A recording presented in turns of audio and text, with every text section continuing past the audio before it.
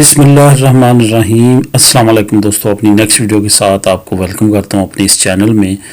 دوستو fun land کے بارے میں کافی دوستوں نے پوچھا، میں نے سوچا تھا اس کے بارے میں ویڈیو بنانے کا، لیکن اس سے پہلے ہی کافی دوستوں نے فن لینڈ کے بارے میں معلومات کے سلسلے میں کافی کمنٹ کیے کہ اب میں نے سوچا کہ اب جلدی ویڈیو بنا کے اپلوڈ کر دیتا ہوں۔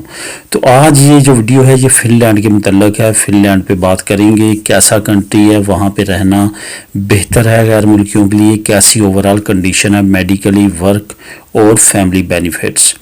سب سے پہلے تو ہم بات کریں گے خود فن لینڈ کے بارے میں کہ فن لینڈ کیسا کنٹری ہے۔ فن لینڈ ایک وقت میں انتہائی ترقی یافتہ ملک تھا۔ جب نوکیا کا عروج تھا اس وقت فن لینڈ کا بھی عروج تھا۔ نوکیا کمپنی جو ہے اس نے کبھی، جیسے اب ایپل اور سیمسنگ بادشاہت کر رہے ہیں ٹیلی فون پہ، اس وقت جو تھی وہ نوکیا کمپنی کی بادشاہت تھی پوری آل اوور دا ورلڈ۔ یہ میں بات کر رہا ہوں سن 2000 کی ڈیکڈ میں، سن 2001 سے 99 سے لے کے 5، 6، 8 تک جو ہے وہ نوکیا کا عروج رہا۔ نوکیا نے جی ڈی پی اور ہر لحاظ سے فن لینڈ کی اکانومی کو اتنا زیادہ بوسٹ کیا کہ دنیا کے ترقی یافتہ ممالک میں اس کا شمار ہونے لگا، اور فن لینڈ انتہائی خوبصورت چشموں کا، جنگلات کا، سرسبز کھیتوں کا اور سفید پہاڑوں کا ملک ہے۔ سفید پہاڑوں کا کیوں ہے؟ کیونکہ وہاں پہ سردی انتہا کی پڑتی ہے۔ اس کے ایک طرف رشیا، نارتھ یورپ کا آخری ملک ہے، رشیا کے ساتھ سرحد لگتی ہے، اور ایک طرف ناروے اور اسکینڈینیوین 4 کنٹریز میں سے یہ ایک کنٹری ہے۔ یہاں پہ ایک اور بات کرتا چلوں کہ اس کی پاپولیشن 5.5 ملین لوگ ہیں۔ اتنی زیادہ پاپولیشن نہیں ہے، رقبے کے لحاظ سے کافی بڑا ہے، یورپ کے رقبے کے لحاظ سے بڑے ممالک میں شمار ہوتا ہے۔ یہاں پہ اوورال کنڈیشن جو اس وقت ہے وہ درمیانی ہے، اتنی بہت اچھی اکنومیکلی نہیں ہے اور بہت زیادہ بری بھی نہیں ہے، لیکن اس کی اکانومی بوسٹ ہو رہی ہے۔ یہاں پہ سب سے زیادہ جو ورک جس میں یہ مشہور ہے وہ الیکٹرونکس ہے۔ یہ الیکٹرونکس میں پوری دنیا میں مشہور ہے۔ یہ الیکٹرونکس بنا کی چیزوں کی فیکٹریاں پروڈکشن کر کے پوری دنیا کو ایکسپورٹ کرتا ہے۔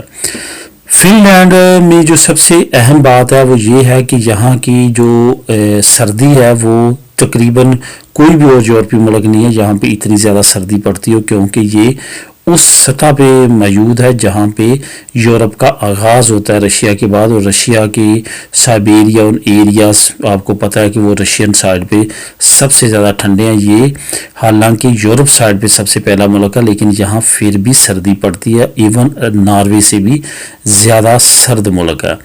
اس کے بعد آپ بات کریں گے بینیفٹس کی۔ بینیفٹس میں اس میں یہ ہے کہ اگر فیملی کا آپ کا 1 بیبی یا ایک بچہ ہے تو 94.88 جو ہے وہ ہر مہینے آپ کو ملیں گے۔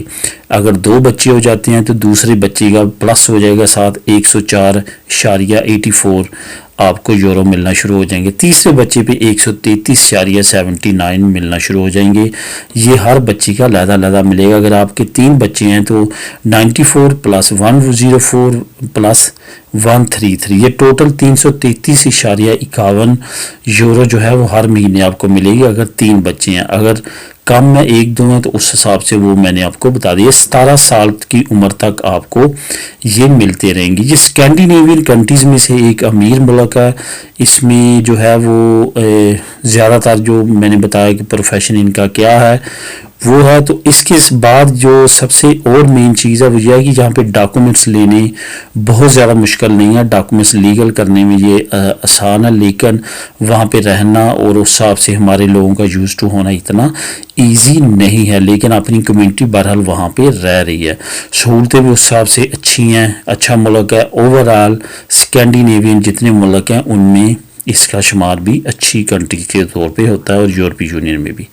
ملے گا اپنی نیکسٹ ویڈیو میں نئی انفارمیشن کے ساتھ، نئی ویڈیو کے ساتھ۔ دعا میں یاد رکھیے گا۔ اللہ حافظ۔